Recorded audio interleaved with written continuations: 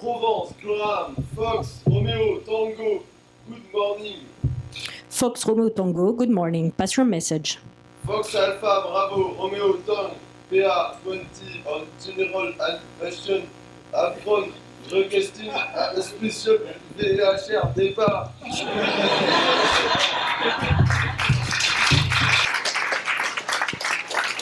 Bonsoir à tous, je m'appelle Richard Flajol et je vais vous présenter le projet Voxtrot. Alors qu'est-ce que c'est que Voxtrot ? Voxtrot, la baseline c'est Get Certified. Est-ce qu'on va tous devoir parler anglais dans le ciel français ?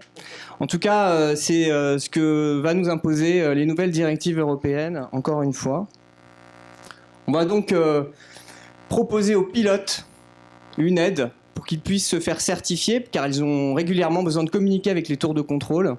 Et malheureusement, en France, il n'y a pas beaucoup de... Enfin, il y a peut-être moins que dans d'autres pays, en tout cas, des personnes qui parlent vraiment très bien anglais. Donc même les commandants de bord, parfois, c'est juste, je ne sais pas si ça vous arrive d'essayer de vraiment rien comprendre à ce qu'ils disent, quoi. Donc voilà, vous avez ici, juste rapidement, on ne va pas trop détailler l'application, mais concrètement, vous avez différents... Là, il y a quelqu'un qui a déjà choisi sa certification et qui est en train de s'exercer sur tout le vocabulaire. Il y a un vocabulaire à acquérir et il y a toute la langue à acquérir. Et là, vous avez des situations de décollage, d'atterrissage, etc. Quel est le marché ? Il y a un marché énorme en fait. Il y a un besoin mondial de nouveaux pilotes qui est évalué à 530 000 personnes. On a en France 700 nouveaux pilotes qui vont arriver. Il y a une vraie logique en fait de lifetime value, client value, I would say, parce que finalement les pilotes démarrent très tôt. C'est un peu comme les sportifs de haut niveau. Ils démarrent le pilotage à 14 ans. Donc dès l'âge de 14 ans, en fait, quand ils commencent à apprendre à piloter, ils ont besoin finalement d'outils pédagogiques qui vont les aider pendant toute leur progression. Donc de 14 ans à voilà. Et puis on s'appuie évidemment sur une notion finalement d'urgence, une obligation des directives européennes qui font que notre application, quelque part, vraiment devrait, à partir du moment où on communique auprès de la bonne cible, toucher son public de manière très rapide. Comment on se positionne par rapport à la concurrence ? En fait, les concurrents, il y a beaucoup de centres de formation. Ça coûte assez cher globalement. Donc déjà, quand vous avez un gamin qui pilote à 14 ans, c'est qu'en effet, déjà, les parents ont quand même les moyens de payer les cours de pilotage.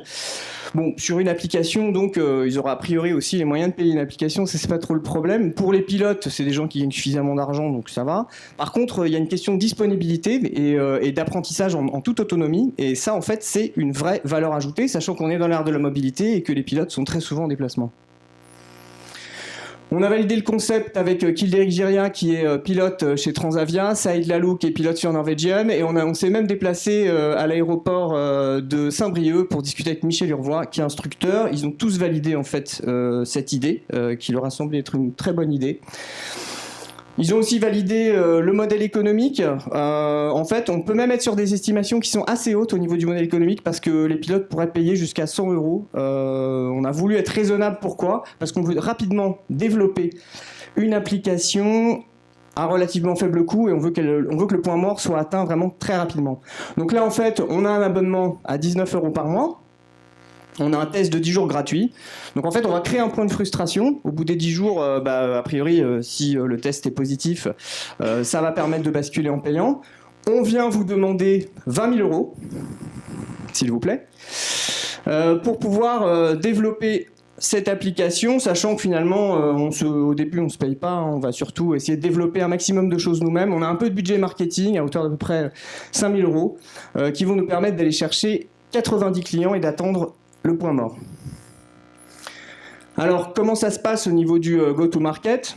Vous avez ici, par exemple, un peu une idée de landing page. Il y a tout un système de génération de leads. On va faire un peu de gros hacking, même si de temps en temps, ça peut être un peu border. On peut aller choper de la data sur Facebook et sur LinkedIn. Évidemment, on va travailler sur l'App Store, puisque l'App Store, c'est quoi ? C'est notre boutique, finalement, l'App Store. Donc, on va être très, très bien référencé sur l'App Store. Voilà. Derrière, l'équipe, on est là, on est bon. Et la roadmap. La roadmap, pardon, j'ai été un peu vite sur la roadmap. Hop là, voilà. La roadmap, on part du Startup Weekend. Dans 6 mois, on a le POC. Dans 12, le produit fini.